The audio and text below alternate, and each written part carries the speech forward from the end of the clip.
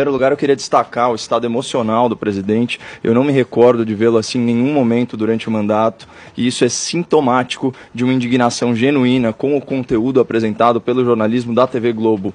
Aliás, menos pelo conteúdo e mais pela forma, né, como eu pretendo demonstrar aqui. Então, eu acho que é importante a gente começar pela chamada da notícia, né? Para quem nunca reparou, a chamada inicial do Jornal Nacional, via de regra, tem 1 minuto. E dessa vez 3 pautas foram escolhidas como destaque, né? E todas elas, de alguma forma, negativas para o governo. Então, primeiro destaque, o Santuário de Abrolhos, né, ameaçado pelo óleo venezuelano, assim como as praias do Sudeste. Esse destaque teve 18 segundos. O segundo destaque, na sequência, fala, depois do encontro do presidente com o príncipe herdeiro, a Arábia Saudita anuncia que vai investir até 10 bilhões de dólares no Brasil. Esse destaque teve só 7 segundos. E aqui eu vou fazer uma digressão, porque o ouvinte ele pode se perguntar, mas peraí, isso daí não é uma notícia positiva?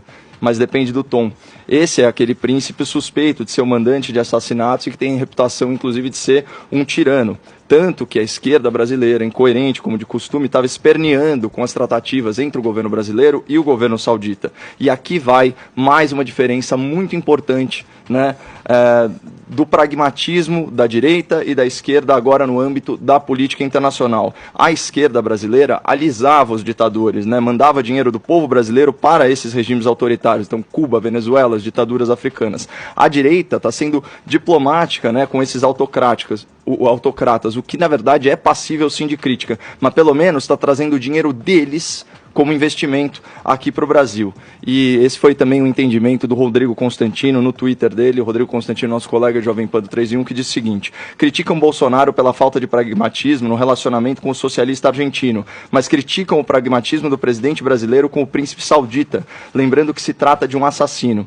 É para ser pragmático e focar no comércio ou não? Decidam-se. Bom, feita essa breve digressão, né, já que o presidente está em viagem à Arábia Saudita, vamos voltar à chamada do Jornal Nacional, que não constava da reportagem, então por isso eu vou ler rapidamente. Exclusivo. A Polícia do Rio analisa o caderno da portaria onde mora Rony Lessa. Ele é um dos suspeitos de assassinar Marielle Franco. O caderno registra que outro suspeito entrou no condomínio na noite do crime, dizendo que iria para a casa do então deputado Jair Bolsonaro. Aqui, uma breve concessão ao presidente. Mas o porteiro afirma que, na verdade, ele seguiu para a casa de Rony Lessa. E a lista de presença da Câmara mostra que Jair Bolsonaro estava em Brasília e não no Rio. A citação ao nome Bolsonaro torna obrigatório que o Supremo Tribunal Federal analise o caso. Essa é uma chamada de 35 segundos, portanto, que tem protagonismo. Entre o jornal. Quais são as pautas que antecedem a notícia e que vão construindo um ambiente tenso para o governo e para o presidente? Primeiro, reforma do funcionalismo público, que atinge 12% da força de trabalho no Brasil, dificuldades na relação com a Argentina, que agora é um país neossocialista, o vídeo apagado do Bolsonaro com aquele leão lá na savana, o acordo com a Arábia Saudita e, finalmente, como última notícia, né, de forma estratégica para segurar a audiência, o nome do presidente citado no caso Marielle Franco. E aqui é muito importante a gente retomar o conceito de pós-verdade.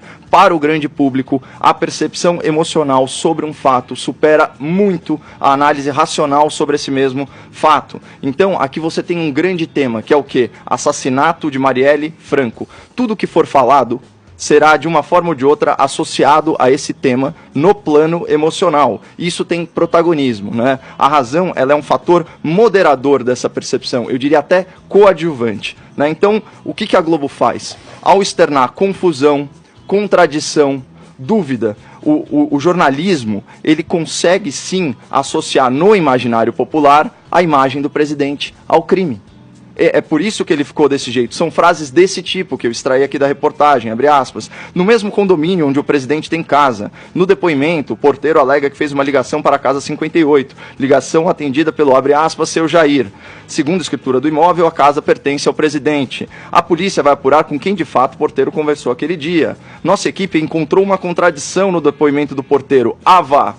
Depois de saber das investigações envolvendo a casa do presidente, representantes do Ministério Público foram a Brasília. O STF ainda não se pronunciou sobre o caso. Percebem? Confusão, contradição e dúvida. Essas frases, no plano emocional, elas geram desconfiança no público em relação ao caráter do presidente. A audiência, nesse momento, o que ela está fazendo? Ela está jantando, ela está lavando louça, né? Ela está relaxada na poltrona, muitas vezes ela está, inclusive, trabalhando, né? São momentos em que o Público está com a guarda baixa, ou seja, com o seu filtro menos apurado. Então, uma matéria dessa planta a semente da dúvida, a semente da discórdia no inconsciente do público, e daí a exaltação justificável do presidente da República e na sua live. Tanto que, se o ouvinte da PAN for visitar a esgotosfera, né, e ver os títulos dos vídeos de YouTube dos influenciadores esquerdistas e progressistas, ele vai ver coisas do tipo, abre aspas, Jornal Nacional liga a casa de Bolsonaro, assassinato de Marielle em reportagem exclusiva. É óbvio que isso ia acontecer,